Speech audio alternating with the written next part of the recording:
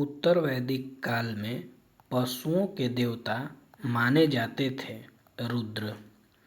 महाभारत का पूर्व नाम था जय संहिता। विश्व का सबसे बड़ा महाकाव्य है महाभारत। वैदिक काल की शिक्षा प्रणाली थी मौखिक। वैदिक काल में युद्ध के दौरान सिर पर पहने जाने वाले उपकरण को कहा जाता था शिरस्त्रासन। वैदिक काल में वह यज्ञ जिसमें पशु एवं सूरा की आहुति दी जाती थी सौत्रामणिक यज्ञ राजा के राज्याभिषेक से संबंधित यज्ञ है। राजसूय यज्ञ राजा द्वारा शक्ति प्रदर्शन के लिए रथ दौड़ का आयोजन संबंधित है वाजपेय यज्ञ से। अश्वमेध यज्ञ का उद्देश्य होता था साम्राज्य की सीमा वृद्धि से। पापों के क्षय व स्वर्ग की ओर ले जाने वाली नाव के रूप में वर्णित यज्ञ है।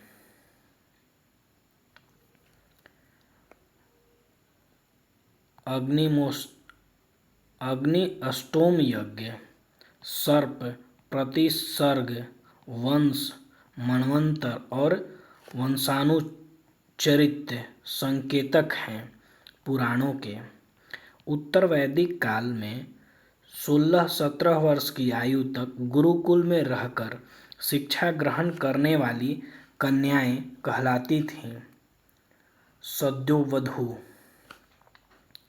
उत्तर वैदिक काल में अधिक समय तक या आजन्म गुरुकुल में रहकर शिक्षा प्राप्त करने वाली कन्याएं कहलाती थीं ब्रह्मवादिनी।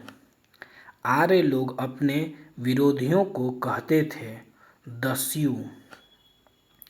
महापाषाणिक कब्रों की प्रथा का प्रचलन था दक्कन, दक्षिण भारत, उत्तर पूर्वी भारत और कश्मीर में 300 ईसा पूर्व में प्रचलित।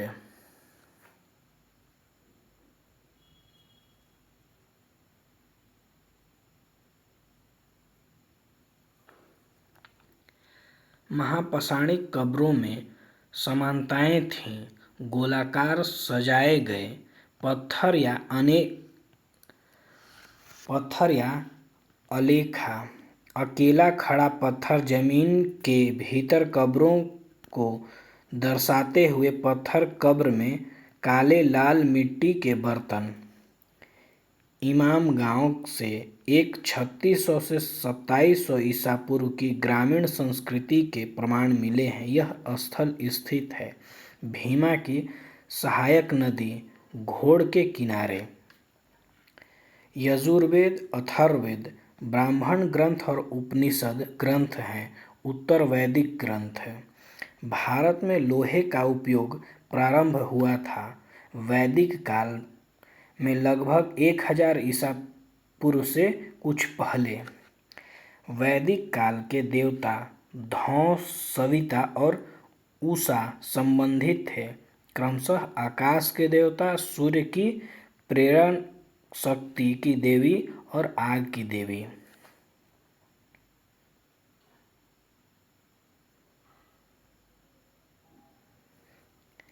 ऋग्वैदिक युद्धों की मुख्य विशेषता थी भूमि एवं मवेशियों के लिए युद्ध तथा कोई अस्थायी सेना नहीं। मिताक्षरा व्यवस्था थी केवल पुरुषों को ही संयुक्त परिवार का हिस्सा माना जाता था तथा पुत्र पिता के जीवन काल में ही संपत्ति पर अधिकार का दावा कर सकता था।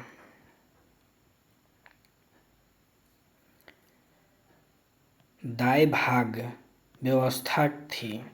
इसमें पुरुष और महिला दोनों परिवार का हिस्सा होते थे तथा पिता की मृत्यु के उपरांत ही पुत्र संपत्ति पर अधिकार कर सकता था। वह पशु जिसको ऋग्वैदिक कालीन आर्यों ने पालतू बना लिया था, लेकिन यह साक्ष्य नहीं मिले कि सिंधु सभ्यता के लोग इसे परिचित थे घोड़े से। सत्यमेव जयते शब्द लिया गया है मंडूक उपनिषद से। पूर्व वैदिक आर्यों का मुख्य धर्म था कृषि, पूजा व यज्ञ। भारत की प्राचीन सभ्यता के एक केंद्रीय विचार को चित्रित करने वाले ऋतु शब्द का तात्पर्य है। ऋतु मूलभूत नैतिक विधान था जो सृष्टि और उसमें अंतर्निहित सारे तत्व के क्रियाकलाप को संचालित करता था।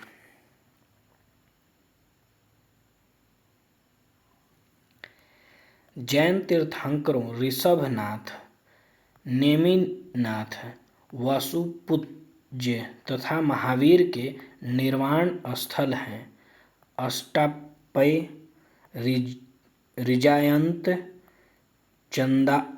चंपापुरी बिहार तथा पावापुरी।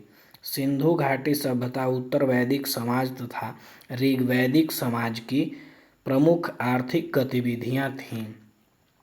नगरीय कृषक तथा पशुपालन। ऋग्वेद में कई परिच्छेदों में प्रयुक्त अघन्या शब्द संदर्भित है गाय के लिए। भारतीय उपमहाद्वीप में लौह का सर्वप्रथम साहित्यिक संदर्भ मिलता है यजुर्वेद में। ऋग्वेद के 10वें मंडल में वह स्रोत जो विवाह समारोह पर प्रकाश डालता है सूर्य सूक्त। ऋग्वेद के धर्म को कहा जाता है प्रकृतिवादी, बहुदेवीवादी।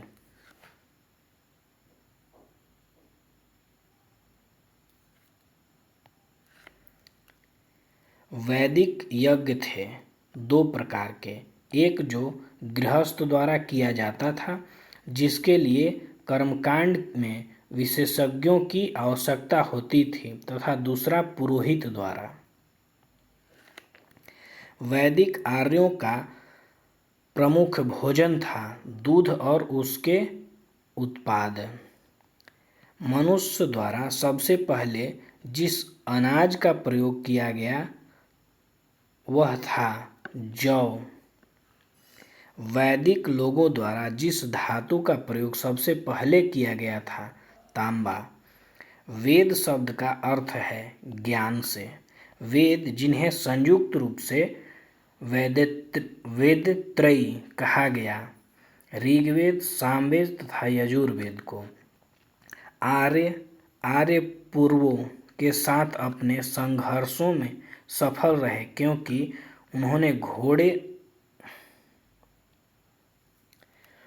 क्योंकि उन्होंने घोड़ों द्वारा चलाए जा रहे रथों का प्रयोग किया।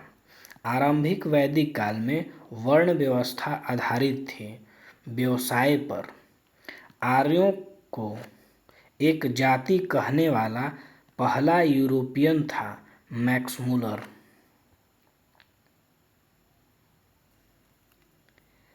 आर्य जनजातियों की प्राचीनतम बस्ती थी सप्त सिंधु। वैदिक काल में वह जनजाति सभा जो सामान्य रूप से जनजातीय सरदार मुखिया के चुनाव में शामिल होती थी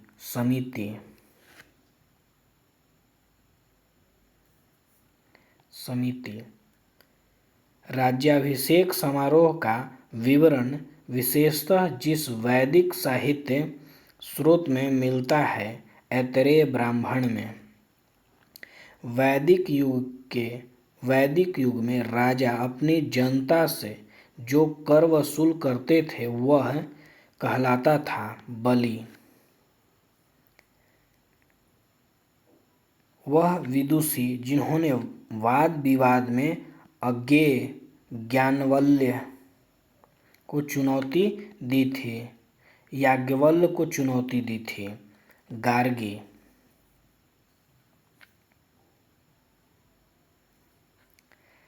प्राचीन भारत में वह विवाह जिसको विधि सम्मत नहीं माना गया गंधर्व विवाह। ऋग्वेद में प्रयुक्त शब्द गविष्टि, गवेषण व गोपु का संबंध था युद्ध से।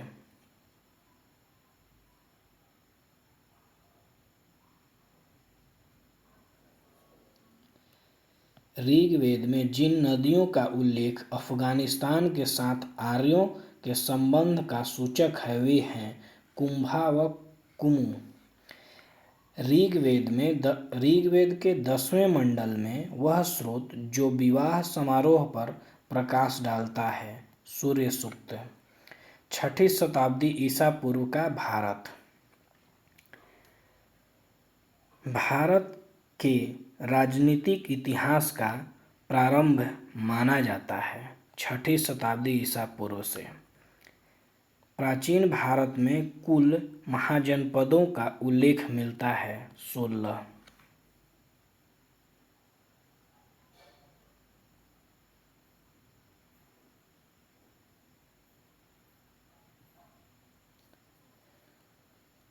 महाजनपदों में से वह एकमात्र महाजनपद जो दक्षिण भारत में अवस्थित था अस्मक।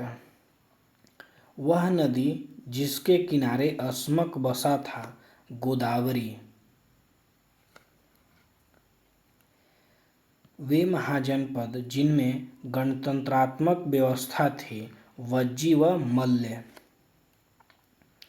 विश्व का पहला गणतंत्र माना जाता है लिच्छवी गणराज्य वज्जी संघ की राजधानी को। चेदी महाजनपद की राजधानी थी सोतवियत सुक्तिमती आधुनिक बुंदेलखंड। अंग महाजनपद के अंतर्गत क्षेत्र आता था बिहार का भागलपुर व मुंगेर।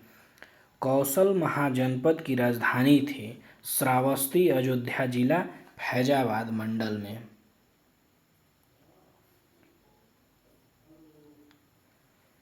सूरसेन महाजनपद के अंतर्गत जो वर्तमान क्षेत्र आता है आधुनिक व्रजमंडल मथुरा राजधानी। मत्स्य महाजनपद की राजधानी थी विराटनगर।